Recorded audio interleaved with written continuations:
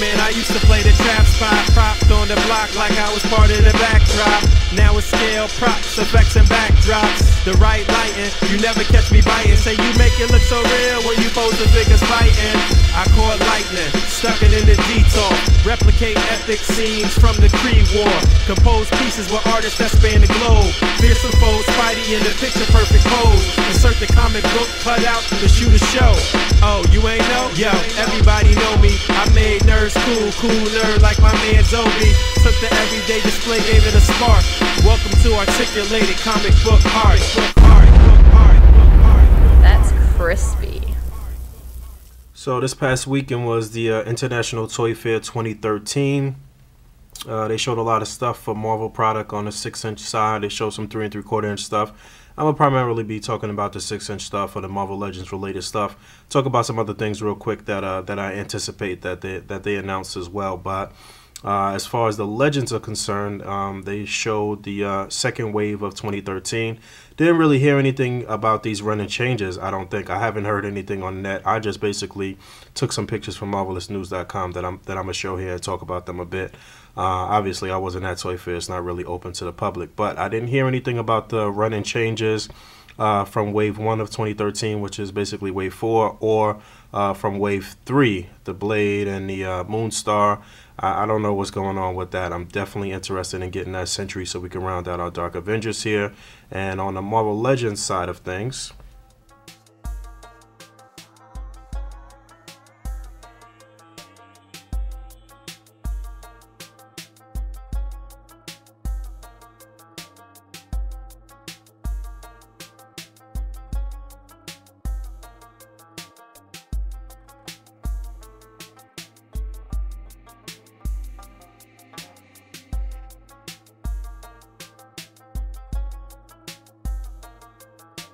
so those was the figures for Wave 2 of 2013. We got the Wrecker, which I thought looked pretty good. I saw a picture or two that looked crazy. It looked like he had a beer belly or something. I guess they just had the ab crunch like flexed outward and it looked kind of awkward. But I did actually see that figure in person at SDCC and it looked great. So I'm assuming if they didn't stray from that, then it'll still be great.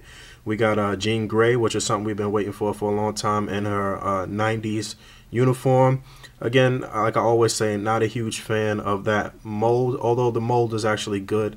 The absence of an ab crunch is what always bothers me with that mold, but that is an essential figure to finishing your 90s Jim Lee style X-Men. So that's good. We got Black Panther. Most people are complaining about the fact that that particular figure has like absolutely no shading or detail, but overall I think the figure actually looks pretty good. I'm still actually anticipating that figure, or happy to get that figure in a more classic look for Black Panther. We got Scarlet Spider. I am not 100% happy with the fact that they used that body again. I think that's a little big for Spider-Man, although the articulation for that mold is good. We got Hawkeye with the one sleeve, which can double as your Dark Avengers Hawkeye, so we could get Bullseye suited up here in this setup. So that's good. I thought the figure was pretty good. They used that Bucky cap mold, which is something that they're using a lot. And then we got Hawkeye in this more modern uniform, which will kind of round out your Heroic Age Avengers, so that's good. Again, the same mold. Obviously, those will be running changes. AOA Jean Grey, not a lot of people happy about that. It is essential to completing a later version of Uncanny X-Force, like towards the end when they were fighting against Archangel. AOA Jean Grey and AOA Sabretooth and Sunfire had teamed up with the remaining people from the original team to go against Archangel. Again, not a huge fan of that particular mold. I don't really like the shirt that they have on, or that kind of cloth shirt. I don't know what they were going for there. A lot of the head sculpts that they were showing look kind of suspect to me too. Bulldozer, which I thought looked decent, but for some reason it doesn't look like he was filling out that armor, like the headgear. He looks kind of like slim. I don't know what it is, but it looks kind of awkward to me. I don't know. I gotta wait to see that in person. Wasn't really convinced that that was a awesome figure. Then we got the Phoenix variation in the white costume. You know, not really. I mean, we're getting 3 Jean Greys, 3 different versions all at once. I guess that's pretty cool, but I'm not really that excited about that particular figure. And then we're gonna have Rocket Raccoon as the builder figure for that wave. Definitely cool to get Rocket Raccoon. However, I think they dropped the ball big time on that figure. No articulation on the legs, it seems like. I mean, we got a builder figure that doesn't really have any articulation, and it's sort of like a statue. It's got movement on the arms and in the head. Maybe the jaws is movable. I'm not 100% sure on that, but it's not that great. I mean, it's almost like just a step up from the MU version, which couldn't move at all. It's just that the arms could move. Maybe the head can move. I think they really dropped the ball on that. So yeah, like I said, that AOA Jean Grey will be good for kind of rounding out this team. We'll take Archangel away from here, add her, add the AOA Sabretooth, add AOA Sunfire. Only other person I guess we would need is an AOA Nightcrawler. So I mean, Hasbro looks like they are interested in trying to complete teams. It's just that, you know, it's just that they have that Hasbro curse. It's the figures are okay, but they're not phenomenal. They're not knocking them out the park. But they also announced this 6-inch Wolverine line, which I'll show pictures for real quick.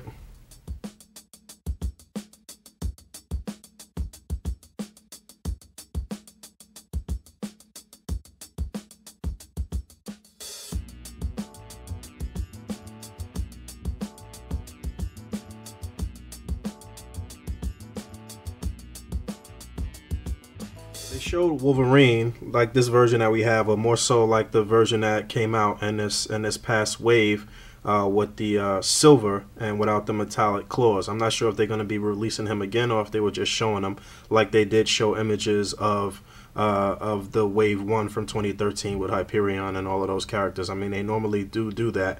But also they showed Astonishing Cyclops, or Modern Cyclops rather. It's not really the Astonishing X-Men costume. It's the more updated one that he had following that run, which looked really good. I was happy about that. My man Ty Star pointed out something though, that the all of the features on his costume were not molded. They were just painted on. So that was kind of lazy. But overall, I thought the figure looked good. They used that Bucky cap mold again. They showed the Astonishing X-Men or Astonishing Wolverine with this same buck here right in front of us. But you know, we've seen people do customs on this buck of that figure, so it's good. Like I've always said, I think this is the best Wolverine that we've had to date as far as the size and the articulation and everything. So for them to give us the modern Wolverine with the blue and gold and with this buck, I think that's really good. We know that figure will be solid. They showed that Sabretooth, which I'm honestly not 100% sure where that outfit came from. I'm not up to date on my comics right now, so if anybody knows about that, let me know.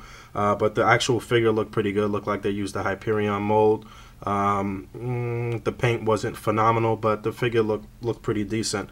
Then they showed Emma Frost, which is definitely a step up from the original Emma Frost that we got, which was straight garbage. However, they still didn't knock it out the park with this figure. That belt around the waist looks crazy, and I think the face looks a little suspect, but it is a mold that's good. Again, no ab crunch on the female figure. They need to step it up with that, but they definitely didn't knock it out the park with the Emma Frost. Much better. I think she'll look good side by side with Cyclops, and then some pictures and displays and stuff like that, so that's cool. And then they show Phoenix 5 Cyclops, which was definitely a surprise. I didn't expect them to show. I didn't expect them to do that figure at all. The actual figure looked good. I saw some pictures where it looked kind of suspect, but you know, these pictures that I took from Marvelous, they're pretty clear, and it looks pretty good. And then they have the Modern Rogue, which is essential for completing the team of X-Men, where Rogue was actually leading her own team a couple of years ago in the books, and it looks like they stole that formula straight from my man Solid. But the face looks suspect. Again, the mold is good. The you know, the costume looks accurate, but the face looks a little suspect to me, and it looks like I said, it looks like they took that formula right from Solid. And then for this wave, it's the builder figure Puck, another mini bath, and I think they dropped the ball. I think that the figure is actually a little too small. I think it should have been a little bigger. I'm not really happy with the articulation that it seems to have on the figure. The head sculpt looked pretty good, and it looks like it has ankle pivots, but I don't know. I don't think they knocked it out the park with this. Again, we're looking at pictures here, and sometimes, a lot of times with figures and with Hasbro, you can see something in the picture, and then when you actually get it in person, it looks a lot better. Case in point, the Iron Patriot doesn't look that amazing to me in pictures from the Iron Man line, but in person, the figure is actually really good. And same thing with the heroic age armor or the bleeding edge armor. I mean, it doesn't look like crap in pictures, but to have that figure in hand and to see it in person is a lot different. So while we talking about Iron Man Legends, they actually showed the next 3 figures for that wave as well. I'll show that real quick.